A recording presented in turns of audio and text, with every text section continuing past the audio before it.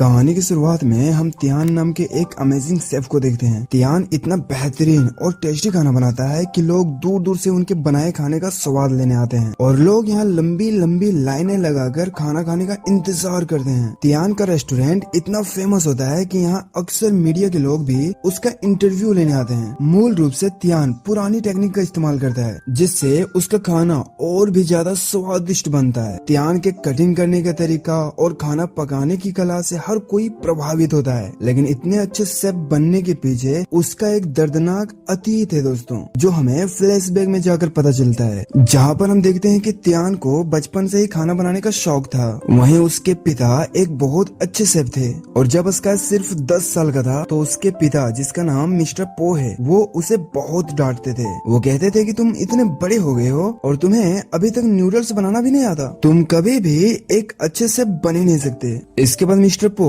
अपने cooking career को आगे बढ़ाने के लिए तियान को अकेले ही छोड़कर यहाँ से चले जाते हैं। हालांकि तियान अपने फादर का यहाँ काफी देर इंतजार करता है, लेकिन उसके पिता वापस लौटकर कभी नहीं आए। अब पिता के छोड़ जाने के बाद तियान एकदम से अकेला हो गया और उसे एक सदमा लगता है। अब तियान यहाँ पर अपने आप से कसम खाता है कि वो एक दिन इस दुनिया का सबसे बेहतरीन शेफ बनेगा। इसके बाद हमें दिखाया जाता है कि तियान के फादर मिस्टर पो चाइना में एक बहुत ही फेमस शेफ बन चुके हैं और उन्हें चाइना में गॉड ऑफ कुकिंग भी कहा जाता है। लेकिन इतने सालों में मिस्टर पो किसी को नहीं बताए होते हैं कि उसका एक बेटा भी है और इसी कारण से तियान अपने फादर से और भी नफरत करता है। लेकिन सही बात है कि वो कैसा पिता होगा जो अपने 10 साल के बेटे को कैरियर बनाने के लिए उसे अकेला छोड़ देता है। इसके बाद हम देखते हैं कि मीडिया के लोग जब तियान के रेस्टोरेंट में उसके खाने की रिपोर्ट देने के लिए खाने को टेस्ट करना चाहते थे तो तियान उससे कहता है कि मेरे लिए सारे कस्टमर एक समान है, तो कृपया करके आप खाना टेस्ट करने के लिए लाइन में लगना पड़ेगा। और तभी हम एक आदमी को देखते हैं जो लाइन तोड़कर रेस्टोरेंट के अंदर घुस आता है। अब ये देखकर तियान उसे भी लाइन से आने के लिए कहता है। अब ये सुनकर मामू एकदम से गुस्सा हो जाता है और तियान से कहता है कि रिनोवेशन के लिए तुम्हारा ये रेस्टोरेंट कुछ महीनों के लिए बंद कर दूंगा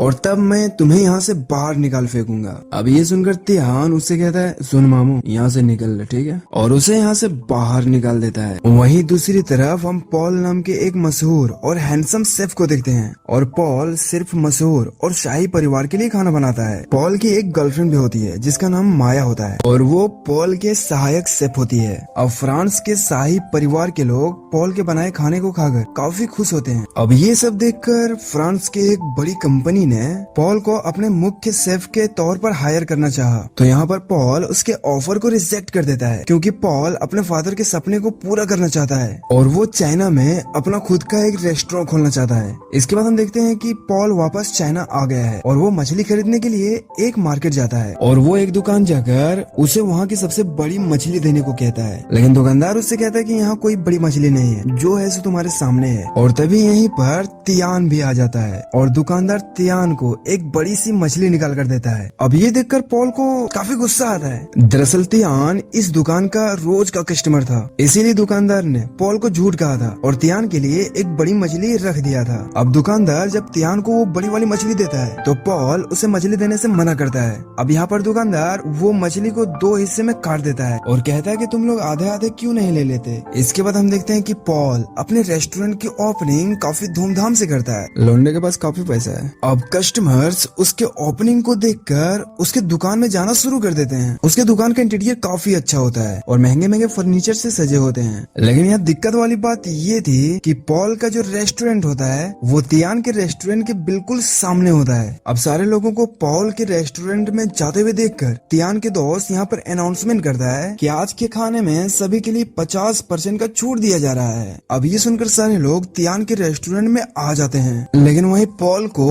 उनकी ये चाल उसे पसंद नहीं आती और पॉल के लोगों में और तियान के लोगों में यहाँ पर लड़ाई हो जाती है। इसके बाद तियान और पॉल एक दूसरे के सामने आते हैं। अब यहाँ पर सारे लोग कहने लगते हैं कि दोनों के बीच में खाना बनाने का कंपटीशन होना चाहिए। पहले तो ये लोग तैयार नहीं होते, लेकिन फिर सभी के बार बार कहने से फाइनली ये लोग तैयार हो जाते हैं और फिर रास्ते के बीचों बीच उसका मछली काटने का कंपटीशन शुरू हो जाता है। अब यहाँ पर सबसे पहले पॉल अपनी कला दिखाना शुरू करता है और बड़ी ही मोहब्बत से, बहुत ही प्यार से मछली के कांटे को एक एक करके बाहर निकाल देता है और कांटे निकाल कर वो मछली तियान की तरफ फेंक देता है। तो तियान भी यहाँ बहुत ही खूबसूरत तरीके से मछली को पकड़ता है और उसे एक बेहतरीन शेप में काटता है और बहुत ही अनोखी अंदाज में वो मछली के टुकड़े टुकड़े को अलग कर देता है। अब इन दोनों के टैलेंट को देखकर वहाँ पर सारे लोग तालियां बजाने लगते हैं। इसके बाद पॉल के रेस्टोरेंट के मेन गेस्ट इन दोनों से कहते हैं कि आप दोनों चाहे तो इंटरनेशनल खाना पकाने की कंपटीशन में हिस्सा ले सकते हैं। ये कहकर वो तियान और पॉल को हाथ मिलाने के लिए कहते हैं। इसके बाद पॉल का एक इंटरव्यू दिखाया जाता है जिसमें वो कहता है कि चाइना के लोग आज भी बाबा आदम के जमाने में जी रहे हैं और उन्हें आधुनिक खाना पकाने की कोई कला नहीं है, इसीलिए मैं उन्हें आधुनिक खाना बनाने की कला सिखाने के लिए फ्रांस से चाइना वापस आ गया। वहीं दूसरी तरफ तियान अपने रेस्टोरेंट में बैठकर इस इंटरव्यू को देख रहा होता है और पॉल की ये बातें सुनकर वो काफी गुस्सा होता है क्योंकि पॉल ने ये सारी बातें तियान के लिए ही कही थी। वहीं दूसरी तरफ एक इंटरव्यू में मिस्टर पो से तियान के बारे में पूछा जाता है क्योंकि इन दोनों का सरनेम एक ही था और ये दोनों दिखते भी एक ही जैसे थे,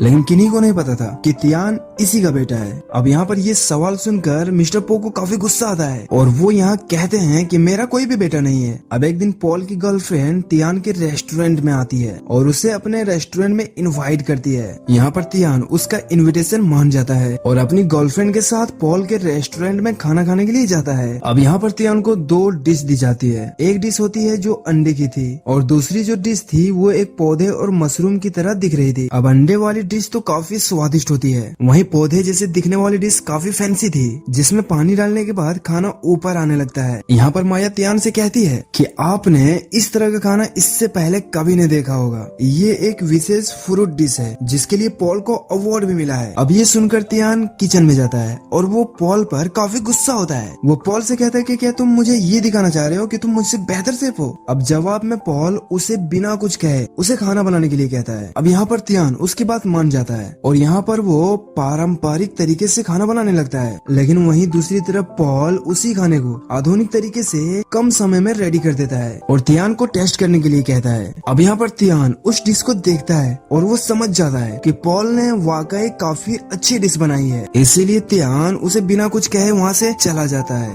अब तियान के यहाँ से जाने के बाद पॉल उसके बनाई गई डिश को टेस्ट करता है और वो यहाँ काफी खुश हो जाता है। वहीं दूसरी तरफ हम तियान को देखते हैं जो अपने रेस्टोरेंट में काफी दुखी हालत में बैठा होता है और उसे अपने पिता की वो आखिरी शब्द याद आने लगती है जब उसके पिता ने कहा था कि तुम कभी भी एक अच्छे और बेहतरीन शेफ नहीं बन सकते। वहीं हम दूसरी तरफ तियान के फादर को देखते हैं जो अपने एक दोस्त से मिलता है और मिस्टर पो ने तियान को बचपन में अपने इसी दोस्त के पास छोड़ गया था जिसका नाम मिस्टर होंग होता है और वो भी एक शेफ थे और इन्होंने ही तियान की देखभाल करी है और उसे खाना बनाना सिखाया।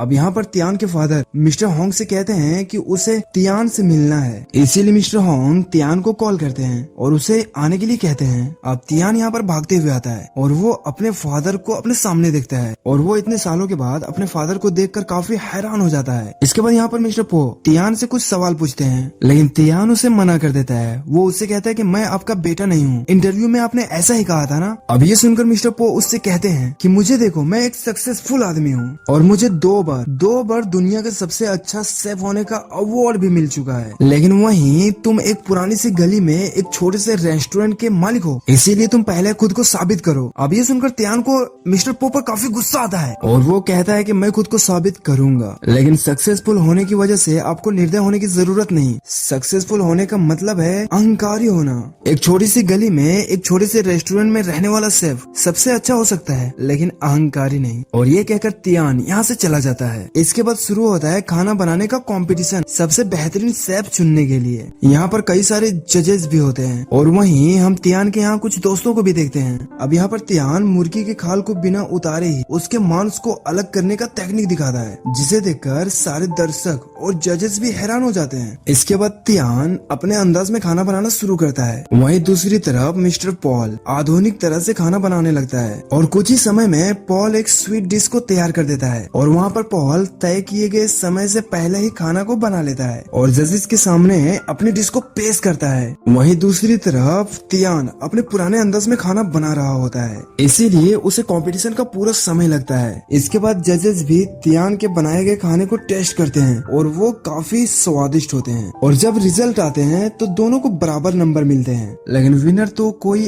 एक ही होगा। अब एक जज मंच पर आता है और वो कहता है कि खाना बनाना एक कला है और ये काम एक तय किए गए समय के अंदर होना चाहिए और पॉल ने समय से पहले ही अपनी डिश तैयार कर ली थी, इसीलिए आज के विजेता मिस्टर पॉल को घोषित किया जाता है। अब ये सुनकर तियान का दिल टूट जाता है और वो काफी दुखी हो जाता है। और इस प्रोग्राम को मिस्टर पो भी अपने घर में बैठकर टीवी में देख रहे होते हैं। अब तियान ये कंपटीशन हारने की वजह से इतना ज्यादा टूट गया कि वो कई दिनों तक अपना घर वापस ही नहीं आया। हम देखते हैं कि वो अपना सारा काम छोड़ दिया है और बस वीडियो गेम खेलते रहता है। अब एक दिन मिस्टर होंग उसके पास आते हैं और उसके साथ मिलकर वीडियो गेम खेलने लगते हैं और यहाँ पर वो गेम तियान जीत जाता है। अब मिस्टर होंग उससे कहता है कि हारना और जीतना बड़ी बात नहीं, हार का मतलब ये नहीं कि आप कभी जीत ही नहीं सकते, आपको आगे फिर से जीतने के लिए तैयारी करनी होगी, आपको समय देना पड़ेगा, आपको मेहनत करनी पड़ेगी। और यहाँ हमें पता चलता है कि मिस्टर होंग ही तियान के रेस्टोरेंट के मालिक हैं और उनके रेस्टोरेंट में जितने भी लोग काम करते हैं उन सभी को मिस्टर होंग सड़क से उठाकर एक अच्छा शेफ बनाए होते हैं और वो उनसे बहुत प्यार करते हैं। वहीं दूसरी तरफ हम मिस्टर पॉल और उसके साथियों को जीत की जश्न मनाते हुए देखते हैं। लेकिन तभी पॉल को उसका पार्टनर कुछ ऐसा बताता है जिससे यहाँ पर पॉल एकदम से निराश हो जाता है। वो कहता है कि कुकिंग कंपटीशन के अगले राउंड में एक टीम में 2 लोग होंगे, इसीलिए अगले राउंड में मेन शेफ माया होगी और तुम उसकी सहायक बनोगे क्योंकि वो काफी सुंदर है जो हमारे रेस्टोरेंट को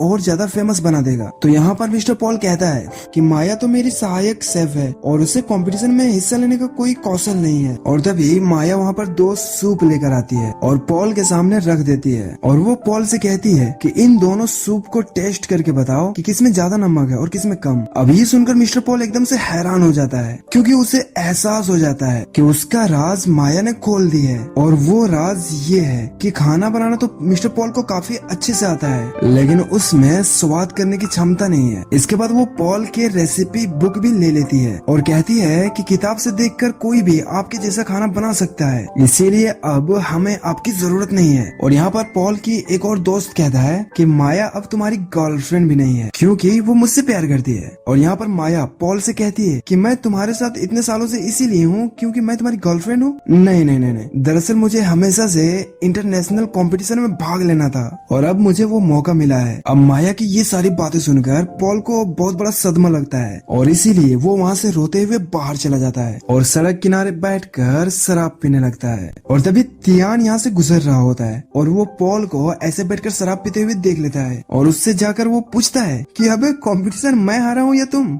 क्यों दुखी हो यार। अब यहाँ पर पॉल उसे सब कुछ बताता है, अपनी पूरी सच्चाई बताता है। वो कहता है कि उसे स्वाद लेने की क्षमता नहीं है और उसके पार्टनर्स ने उसके साथ क्या चीट किया, ये सारी बातें बताता है। अब पॉल वहाँ मिस्टर पो की तस्वीर देखकर कहता है कि ये आदमी मेरी इंस्पिरेशन है और मैं एक दिन इन्हीं के जैसा एक बहुत बड़ा मास्टर शेफ बनना चाहता हूँ। अब यहाँ पर तियान अपने बारे में भी उसे बता देता है। वो कहता है कि वो आदमी जो सामने तस्वीर में दिख रही है वो मेरे पिता है। अब यहाँ पर पॉल को लगता है कि ये थोड़ा ज्यादा हो गया भाई साहब, उसे यकीन नहीं आता उसकी बातों पे। लेकिन जब तियान अपनी पूरी स्टोरी बताता है तो उसे उस पर यकीन हो जाता है। यहाँ पर तियान उससे कहता है कि ये आदमी काफी स्वार्थी है और मैं एक बड़ा कंपटीशन जीत कर उन्हें दिखाना चाहता हूँ कि मैं भी एक बेहतर शेफ हूँ। और यहाँ पर ये दोनों फाइनली अच्छे दोस्त बन जाते हैं। वहीं दूसरी तरफ हम देखते हैं कि पॉल के पार्टनर्स तियान के रेस्टोरेंट में गए होते हैं। वो लोग उस आदमी के साथ मिलकर जिसे हमने कहानी की स्टार्टिंग में देखी थी, जिसने कहा था कि मैं तुम्हारे रेस्टोरेंट को 2-3 महीने के लिए बंद कर दूंगा, वो और उसके आदमी मिलकर